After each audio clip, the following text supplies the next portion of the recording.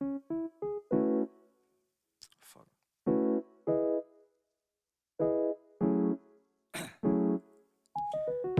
Down, yeah. I've been feeling so down. Hello guys, welcome back to my channel. This is your first time here. Nice to meet you. My name is Valentina. On today's video, we're going to be doing an editorial look. This is the one that I came up with. Initially, I had an idea to do a chocolate inspired or chocolate colored makeup. It came out a little bit darker than I wanted to, but I still think it came out pretty clean and beautiful. So I wanted to create a step-by-step tutorial for you guys, showing you how I do my skin and every process of the makeups that I upload on my Instagram. I'm gonna put my Instagram on this side or on this side so you guys can see some of the photos that I upload there. Obviously, this is a editorial makeup. It's a little darker and I implement different techniques that I would if I was doing somebody else's makeup or if I was doing my own makeup. So I hope you guys enjoy, learn a lot, and I'll see you guys at the end of the video. So we're going to begin hydrating our skin. I cannot stress enough how much hydration is important before foundation. We want this foundation to go on very smoothly. I'm using a vitamin C hydrator by I Do Care. I will put all of the products that I'm using in this tutorial down below. Now for prepping our lids, I'm using the Hydro Concealer by e.l.f. and using a flat brush. I'm making sure everything is spread evenly and I bring it up all the way up to my brow bone.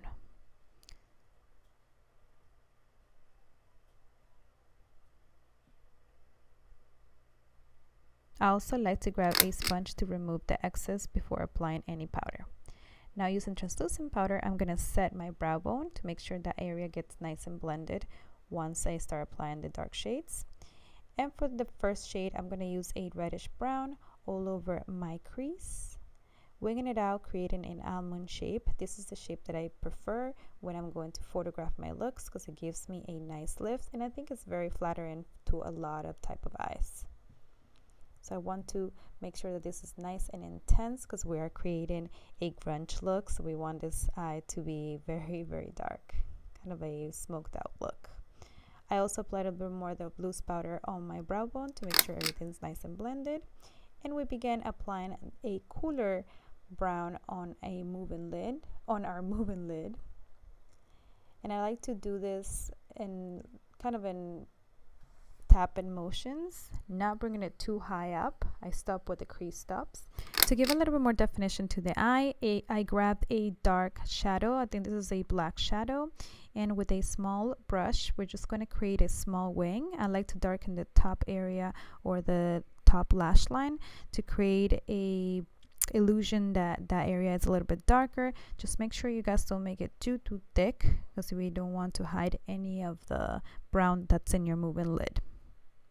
Tip that I always give to everyone that asks me how I line my eyes, I make sure that my eyes are open before I start to create the wing to make sure it's in the right place. Now using a little wipe or anything that you have to remove makeup, we're going to clean up the outer corner and make sure everything is nice and clean down there. Now using the same hydrator, we're just going to remove all of the fallout, make sure that area does not lose any of the hydration we applied in the beginning. Honestly, this is one of the best tips that I've learned because I used to just remove whatever was underneath there and then my skin would not look very hydrated then.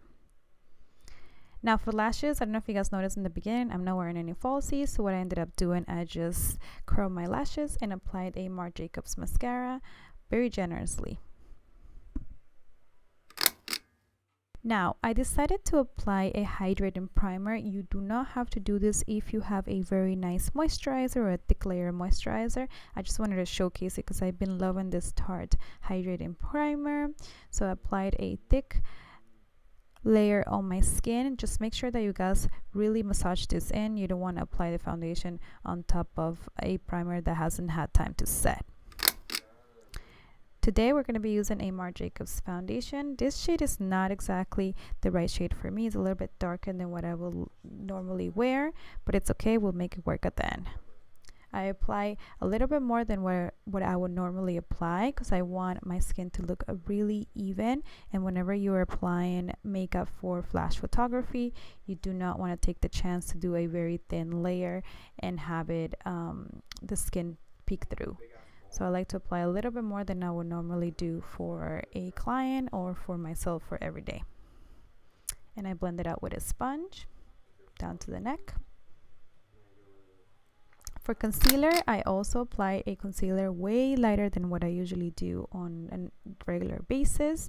And the whole trick with photography makeup, in my opinion, is creating dimension. So I do like my inner corner of my eyes to be well lit, as well as all of my under eye and certain areas of my face that I want really contour.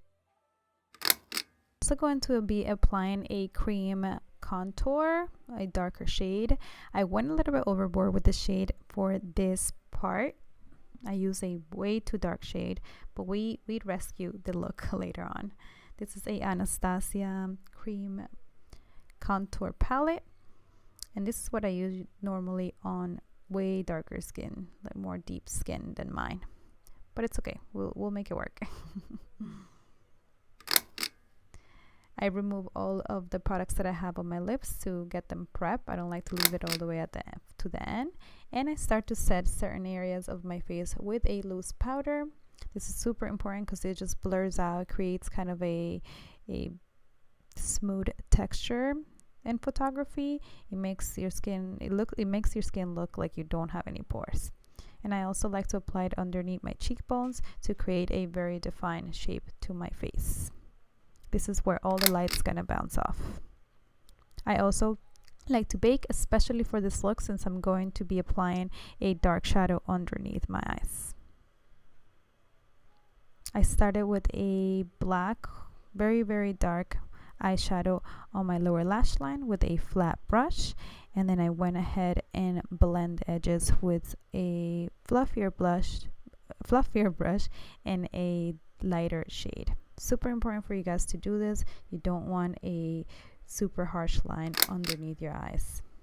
I remove all of the powder excess.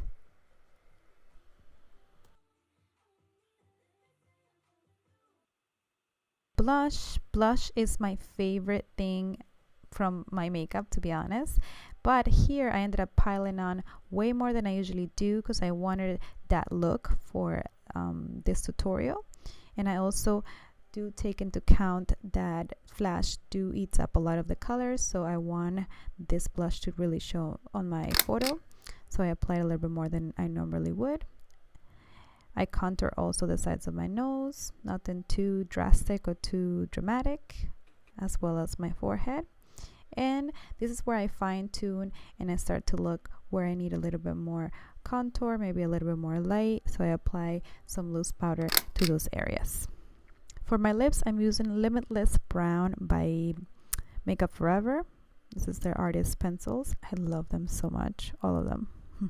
This one in a specific, I really been obsessing with because I do think it's like the perfect cool brown, especially for the 90s, late 90s, 2000s look that's in style right now. So I'm obsessed how this one came out. One tip that I do want to give you guys is take your time with your lipstick, especially when you're going to be photographing the look. The lipstick is the thing that you want the cleanest. For highlight, I like to do the bridge of my nose and the highest part of my cheekbones. Again, this is a trick I like to apply to create dimension on my face and make it appear a little bit more lifted. And as a final step, I make sure everything is nice and set. I don't want any powder sitting in the top layer of my skin. And I use a sponge after to kind of blend everything in and make sure everything looks seamless before I start shooting. Here's the final look, guys. I'm obsessed how it turned out. I wish I did put a little bit of lashes, but I do think it gives it a little bit more edge. The fact that I don't have a lot going on with my lashes. I love how it turned out. I'm obsessed. This is the final look, guys. I hope you guys enjoyed the step-by-step tutorial. Like I mentioned in the beginning, these are things that I do when I'm going to be photographing my makeup and not necessarily doing makeup on other people. I hope you guys were able to pick up some tips. I'll see you guys on my next video. Don't forget to give me a thumbs up, subscribe, ring that notification bell so you guys don't miss out any future videos, and I'll see you guys on my next one. Bye.